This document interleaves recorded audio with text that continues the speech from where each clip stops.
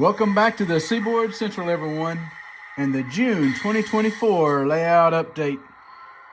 There's a lot that's been happening this past month, so let's get started with the show.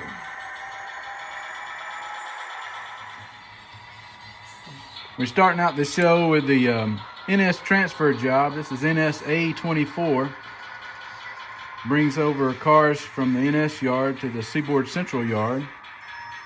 You see them just made a delivery, and they're going to pick up 2 cars that are headed back over to their side.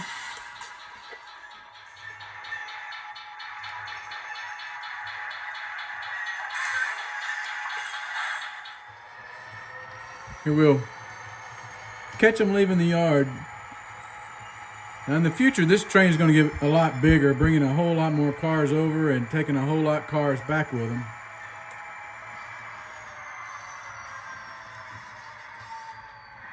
Today, only 2 cars are ready to go. That's all right. So one of the things I've been doing this past month is installing track in the Helix. And what I'm using here is Micro Engineering Code 83 weathered flex track. So all I do is just clean the track, and I'll show you how I'm installing it. The good thing about Micro Engineering is it holds its shape, so it makes it easier to install in this Helix that was already built. So as you can see, I'm still working on it. I've got some more flex track that's arriving, coming in, so I should have this finished by the end of this month.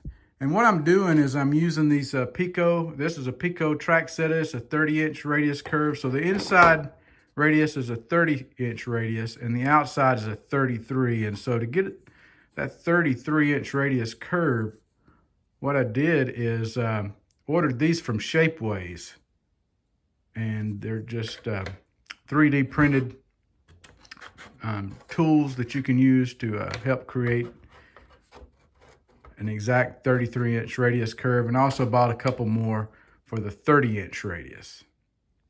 So what I'm using to attach the track to this gator board is this Gorilla Glue, specifically made for crafts that won't attack things like foam or anything else, and it works on everything from wood, stone, metal, ceramic, foam, and glass. It's good stuff, and it holds it down. Another thing I'm doing is soldering the rail joints. Now I will end up running feeder wires. I still have to do that, so that's another project for this month. So now let's see what's coming out of the shop this month. There's some very special engines on the Seaboard Central. Here you see Seaboard Central SD38, number 280. And it's paired up with Seaboard Central 287 and SD39.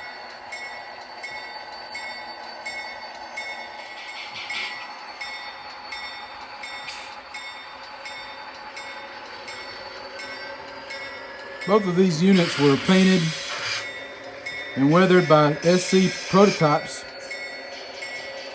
and the DCC work was done by Georgia Bigfoot.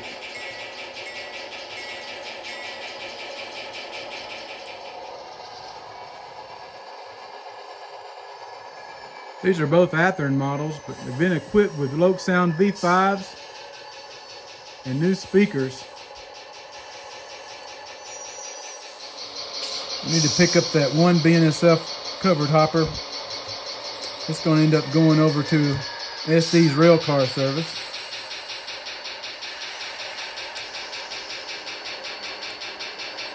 And this gun is going to the track supervisor to get loaded with old cross ties.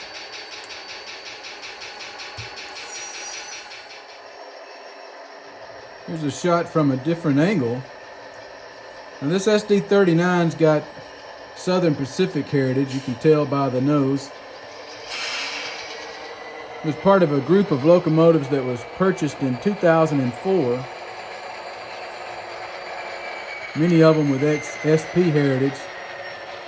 It was basically what the Seaboard Central could find at the time. They were looking for power, and these were available. And so they snatched them up at a pretty good price.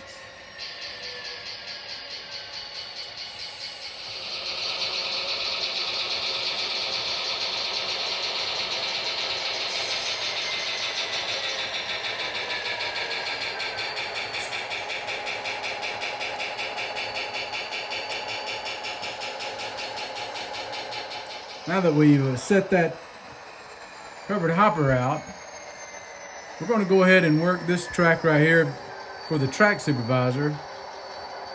We're going to pull that loaded gun and spot up an empty one so they can load it with more used cross ties.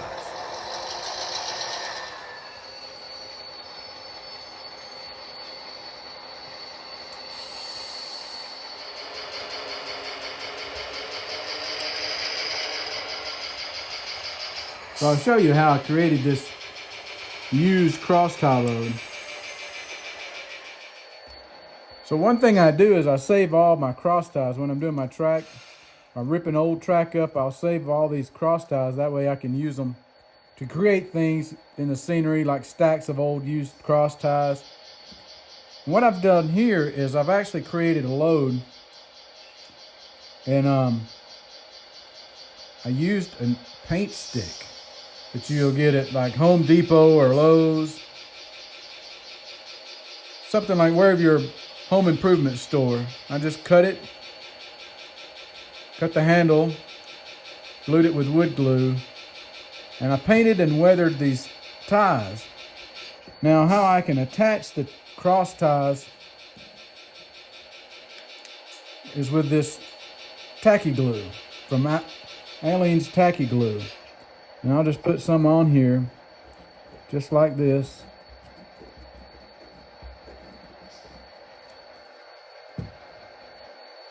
And I can add some more cross ties to it. Now whenever I want to add the load, it simply just fits right down in the car. Just like that. And what we've done now, we've basically just ran around that BNSF covered hopper. We'll couple to it, and then we're going to reach in and grab an empty tank car off the service track.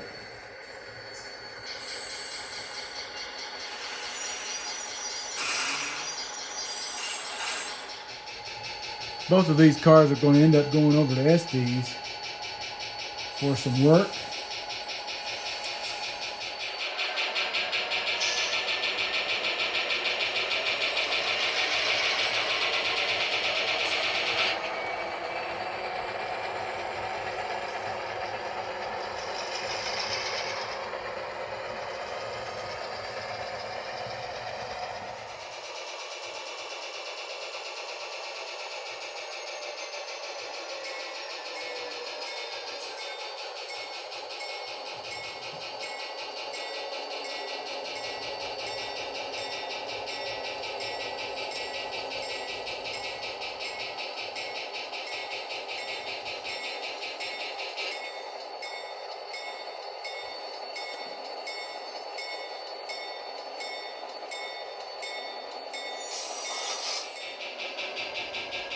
All right, these are the cars coming out of Estes. The first two I weathered. I re-stenciled this first one.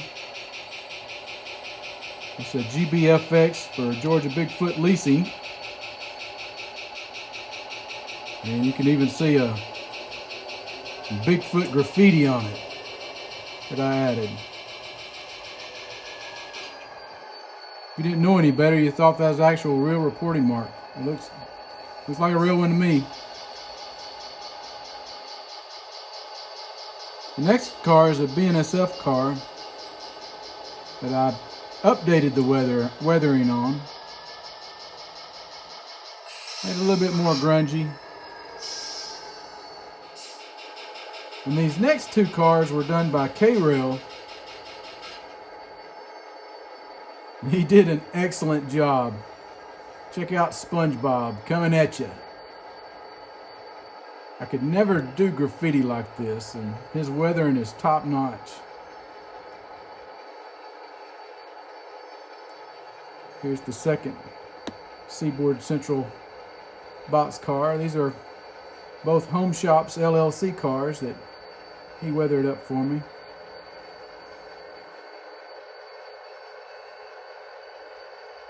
And they're awesome.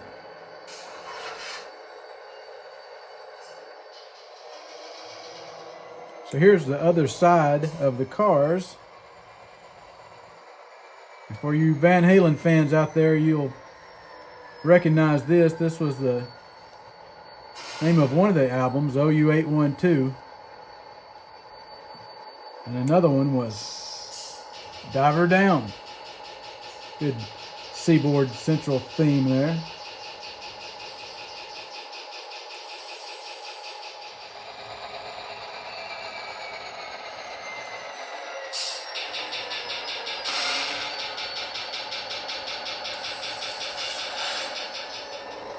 Here's an overhead roof shot so you can see the detail that we've done on the weathering on the top of the models.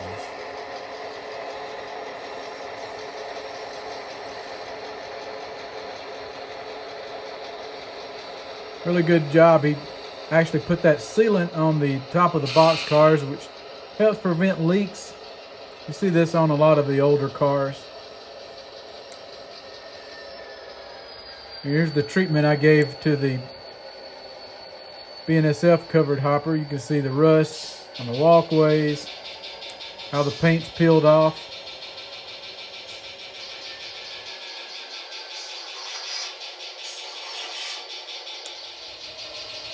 I'm just going to put these cars away.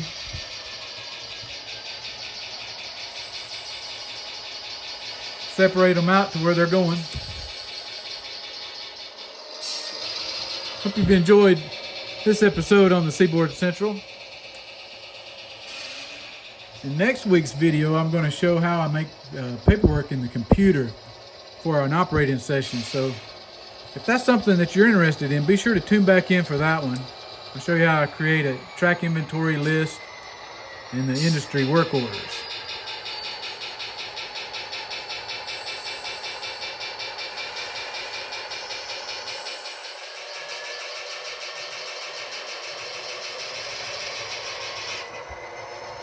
If you enjoy the content, I appreciate a thumbs up. It helps spread the video out to other people. And I'll keep them coming. So to wrap this video up, what do you say we kick these last two into track 5? Let's wind them up.